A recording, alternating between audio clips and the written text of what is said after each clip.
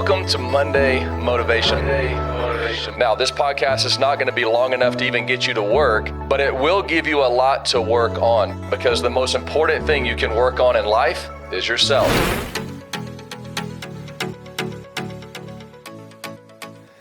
Hey guys, welcome back to Monday Motivation. I have a very special guest today.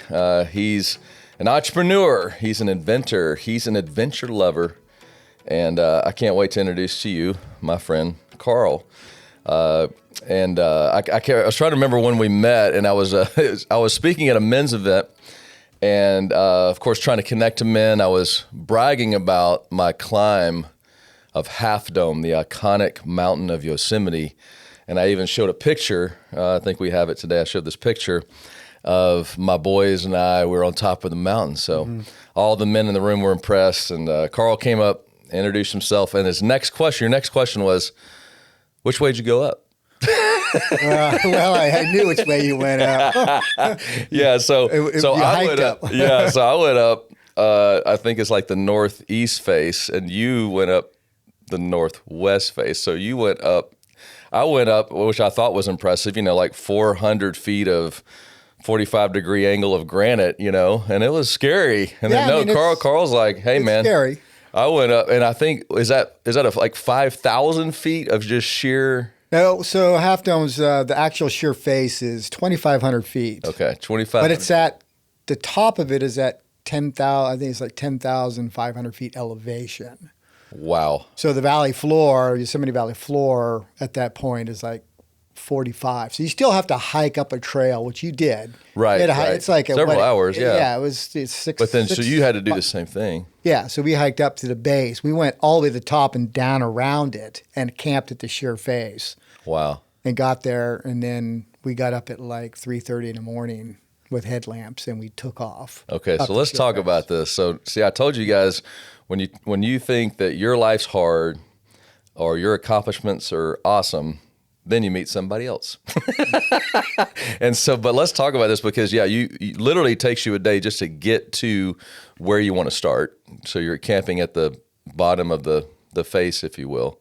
Got up at 3:30 in the morning. Yes, got up at 3:30 in the morning. I think we hit the wall about 4 o'clock.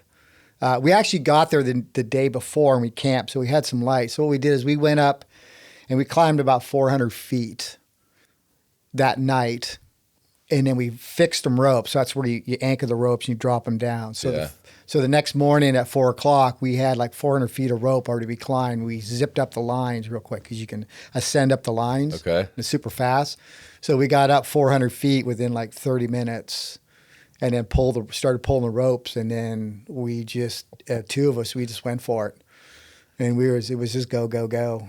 Wow. We were doing it in the day. We wanted to top out in a day. Yeah, yeah. And so, and if I can recall, you got a great start. To your point, you kind of got a plan the day before and got up that first 400 feet, got moving. But there was a point, I want to say, that you just didn't know if you were, the sun's kind of going down, and there was another group that kind of encouraged you on, I think.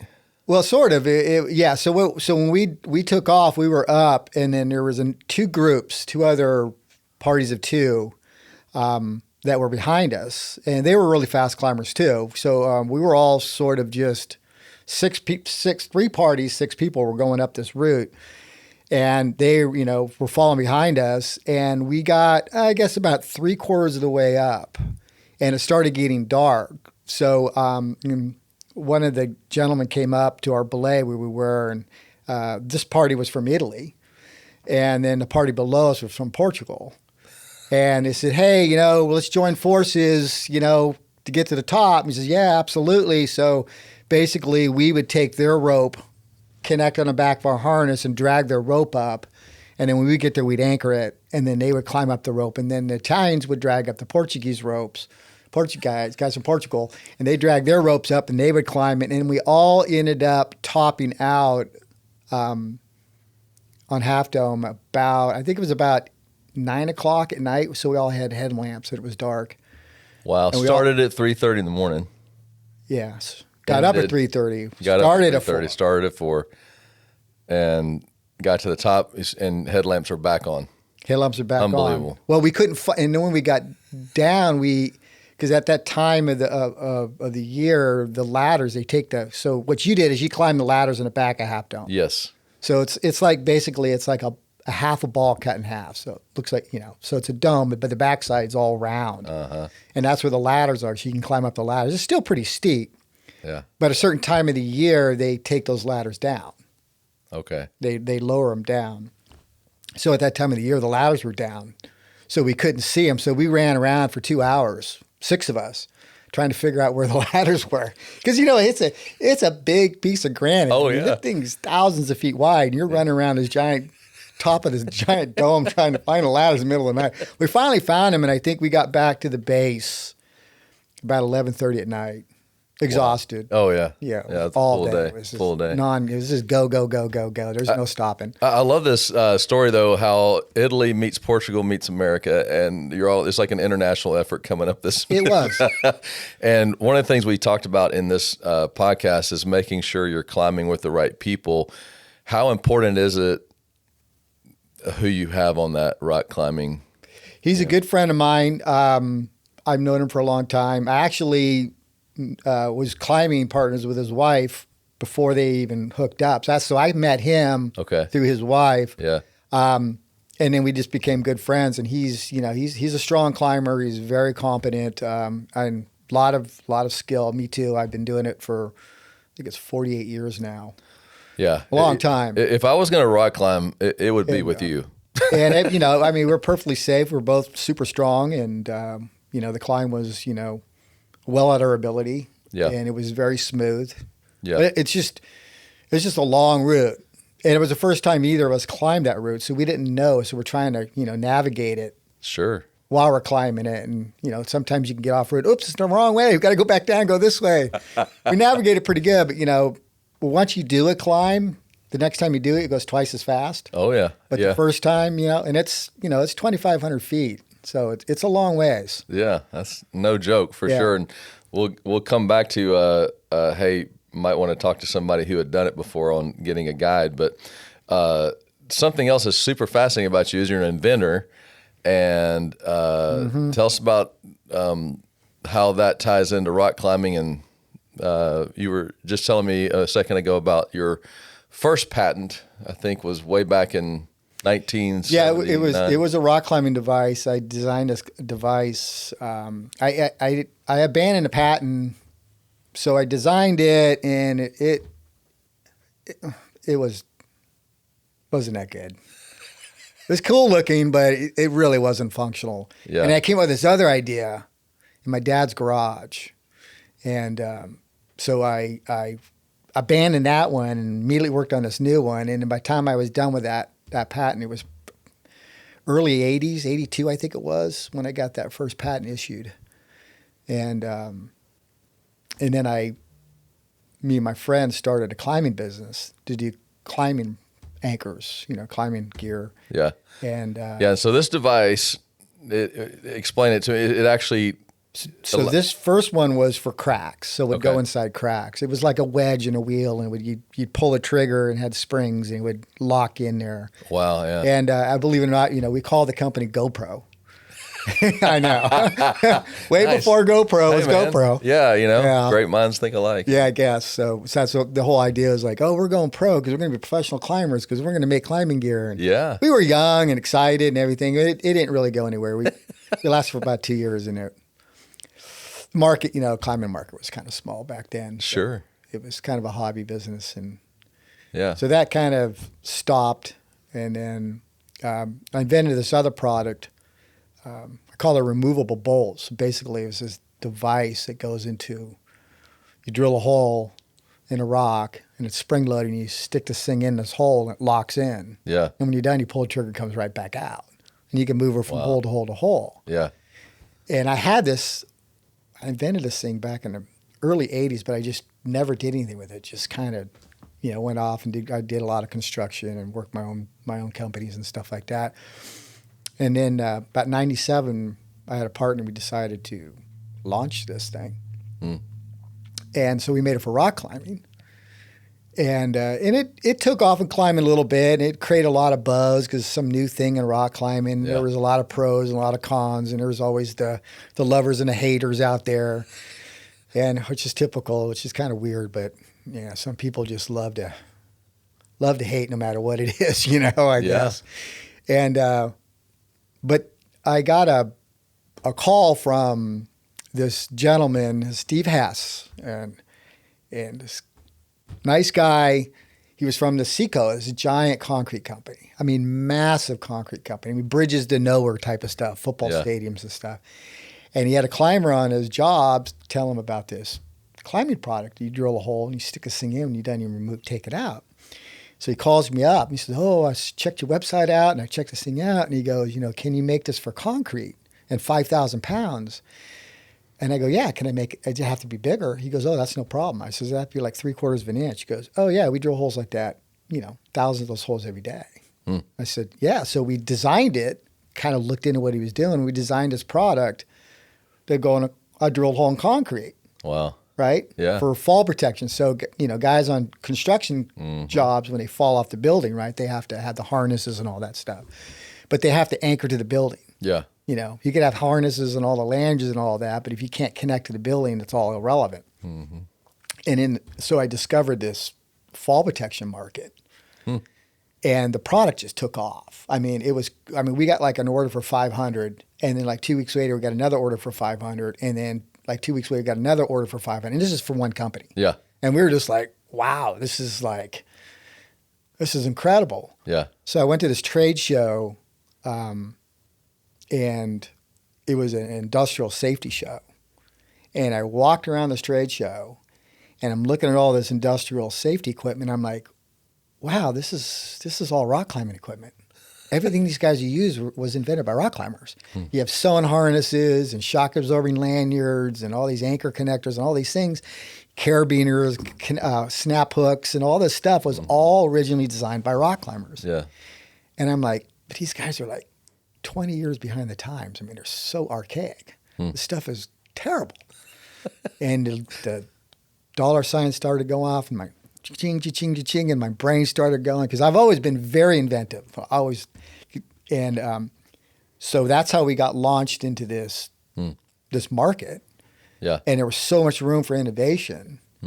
And I've always been like, things pop in my head all the time. Yeah. Like I'm driving down the road, an idea will pop out. I'll pull off the road and I'll get out my notepad and I'll start. Love it. I actually had a product that it was in a dream. I had a dream of a product. And I've always been that way. But people say, where do you get to all these ideas? I guess I've always joked like, I'd always like point up, jokingly, because I'm not an engineer or anything. I'm just high school graduate. Yeah. Right? But all these ideas pop in my head. And maybe it's part because my dad built experimental aircraft in his garage, so he built planes. And ever since I was a little kid, I was climbing the fuselage and always helping my dad in the garage. He had a wood shop, metal shop. Maybe that is it. I was like, oh yeah, it was my dad. It was just me. And I'm lucky, and I just get these ideas. I'm great. All this kind of stuff. And just always joking with people, pointing up, and all that stuff. And then a few years ago, just like a 2x4 hit me upside the head with my wife, and I found God, and I realized it's like, no, it's not me. It's not my dad. It's not I'm lucky. Is that God gave me this. There was a reason why he gave me this. He gave me a gift. Say, hey, you're going to get this gift, and you're going to go out there, and you're going to invent these products. These products are going to go to job sites, and they're going to save people's lives. And you're going to keep going. And now I know in my heart that God gave me this gift. Wow. It wasn't me. But, I always thought it was me. Yeah. Thanks for ego. Of course.